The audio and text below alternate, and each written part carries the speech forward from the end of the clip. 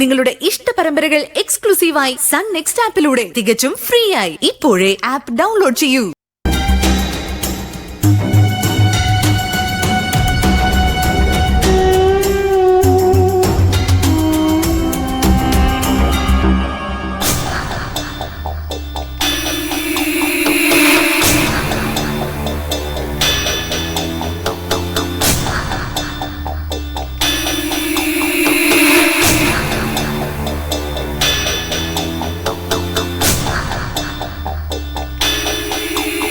ആരാത്?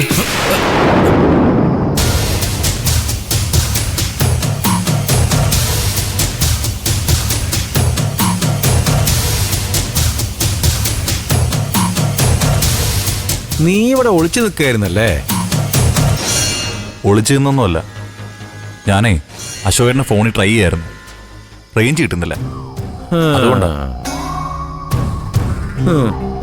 Range കിട്ടുന്നവരെ try ചെയ്തുകൊണ്ട് നിൽക്ക്. എടാ, നിന്റെ ഒക്കെ ഉള്ളിലിരിപ്പ് എന്താണെന്ന് എനിക്ക് മനസ്സിലായി കേട്ടാ. ഉള്ളിലിരിപ്പോ? എന്തുള്ളിലിരിപ്പ്? അതെ, ചേട്ടൻ എന്തിനാ ശബരിയേട്ടന്റെ റൂം ഉറക്കാൻ നോക്കിയത്? നീ എന്താടാ എന്നെ ചോദ്യം ചെയ്യാണോ? ഞാനേ ഈ വീട്ടുകാരനാ. നീ ആ മുറിക്കകത്ത് കാര്യമൊന്നും അറിയാനാ ഞാനിപ്പോ ഇങ്ങോട്ടേക്ക് വന്നത്. ആഹാ, അനിതയും കൂടെ ഉണ്ടായിരുന്നോ? ഉണ്ടായിരുന്നില്ല. ധനേട്ടന്റെ ഉദ്ദേശം എന്താണെന്ന് അറിയാൻ വേണ്ടിട്ടാ ഞാൻ ഇങ്ങോട്ട് വന്നത്. ഉദ്ദേശോ? ആഹാ, അത് കൊള്ളാം. എനിക്കെന്ത് ഉദ്ദേശം? അതൊക്കെ നിങ്ങൾക്കല്ലേ. നടക്കട്ടെ നടക്കട്ടെ. കാശില്ലാതെ അമ്മയുടെ ഓപ്പറേഷൻ നടക്കില്ലല്ലോ. അല്ല, അശോകനെ ഞാൻ വിളിച്ചു നോക്കണോ അനിതേ? വേണ്ട, അഭി വിളിച്ചോളൂ. എന്നാലേ ഇവിടെ കിടന്ന് ചുറ്റിക്കറങ്ങാതെ ടെറസിന്റെ മുകളിലോട്ട് ചെല്ല്. അവിടെ ആവുമ്പോ നല്ല റേഞ്ച് കാണും. ചെല്ല് ചെല്ല്. ഡാബി, നീ അങ്ങോട്ട് ചെല്ല്. പോയി അശോകേട്ടനെ വിളിക്ക്. ശരി.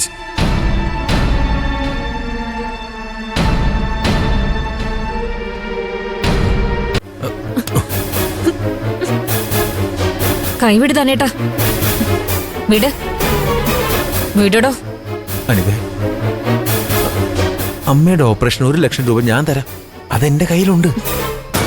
ധനേട്ടാ, കയ്യിന്ന് വിടാനാ പറഞ്ഞ്. ആരും അറിയില്ല അനിതേ. ഇതെന്റെ ഒരു ആഗ്രഹമല്ലേ മോളെ. വിടടോ. ഇല്ല, നിന്നെ എനിക്ക് വേണനിതേ.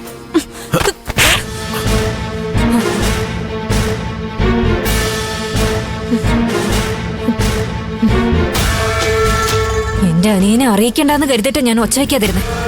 കിട്ടിയതും കൊണ്ട് വേഗം വയ്ക്കോ. അഭി കൈ വച്ച താൻ കിടന്ന കിടപ്പിന്ന് പിന്നെ എഴുന്നേക്കില്ല. നീ എന്നെ അടിച്ചല്ലേ? ഇത് നിനക്ക് നല്ലതിനല്ല അനിതേ. ഈ ധനൻ ആരാണെന്ന് നീ അറിയാൻ പോകുന്നതേ ഉള്ളൂ. എന്റെ മുമ്പിൽ പോടോ.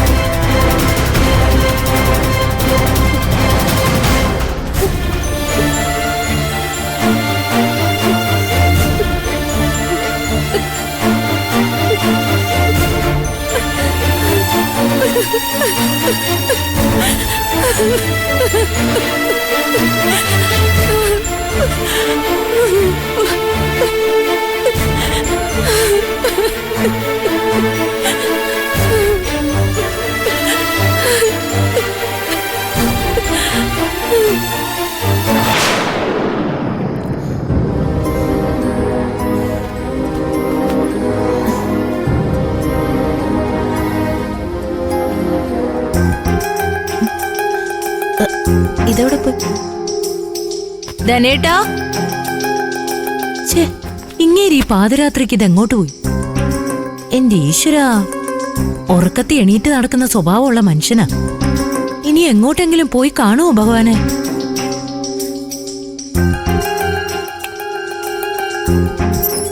അമ്മേ, അയ്യോ, പേടിപ്പിച്ച് കളഞ്ഞല്ലോ.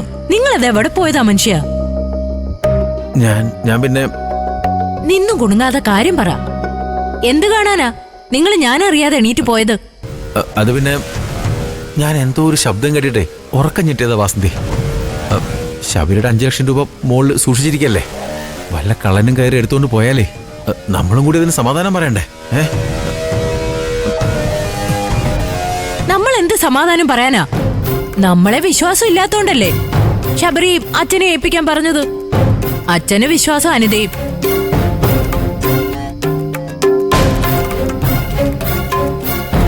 ആ, കള്ളം കൊണ്ടുപോന്നെങ്കിൽ കൊണ്ടുപോട്ടെ, നിങ്ങളത് കണ്ണുവെക്കാതിരുന്നാ മതി. അല്ല, ഞാൻ കണ്ണുവെക്കാനോ? ഞാനത് അടിച്ചു മാറ്റാൻ വേണ്ടി പോയതാണെന്നാണോ വാസന്തി പറയുന്നേ? എന്ന് ഞാൻ പറഞ്ഞില്ല. അങ്ങനെ ഒരു ചിന്ത പോലും മനസ്സിലുണ്ടാവരുതെന്ന് ഓർമ്മിപ്പിച്ചതാ. കേട്ടോ? അയ്യോ, നിങ്ങളുടെ മുഖത്ത് ഇതെന്താ പറ്റിയത്? കൈ മാറ്റി. ആ, ദേ ഇവിടെയൊക്കെ അടികൊണ്ട് തിണിർത്ത് ചുമന്നൊരു പാട്. ഇതെന്താ? ഓ, അത് പിന്നെ ഇരുട്ടത്ത് നടക്കുമ്പോഴേ വാതിൽ പടിയിൽ മുഖമൊന്നും ഇടിച്ചിരുന്നു, അതായിരിക്കും. ആ, ഇനി ഇരുട്ടത്തുള്ള സഞ്ചാരം മതിയാക്കിക്കോ, അല്ലെങ്കിൽ അടുത്ത അടിയില് കണ്ണു പോവും. ഇവളെന്തോ മനസ്സിൽ വെച്ച് സംസാരിക്കുന്ന പോലെ ഉണ്ടല്ലോ.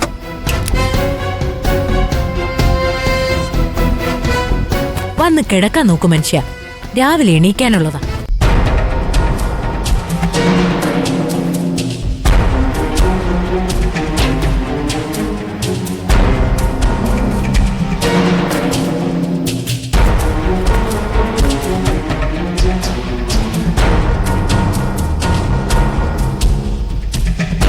എടി അനിതേ, ഇതിന് ഞാനൊരു പാഠം പഠിപ്പിച്ചിരിക്കും.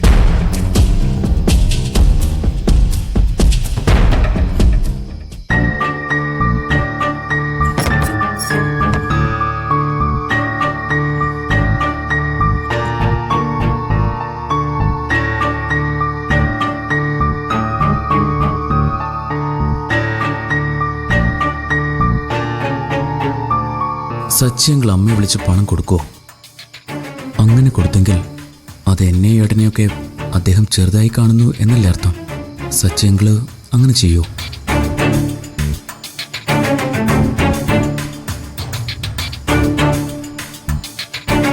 അവിടെ ചെന്ന് കാശ് എരുന്ന് മേടിക്കാനും മാത്രം എച്ചിയാണോ നിന്റെ അമ്മ? സ്ത്രീധനം മേടിക്കാനായിരുന്നെങ്കിൽ അത് അന്തസ്സായിട്ട് 4 ആളുടെ മുന്നിൽ വെച്ച് തന്നെ ചോദിച്ചു മേടിക്കാൻ എനിക്കറിയാം.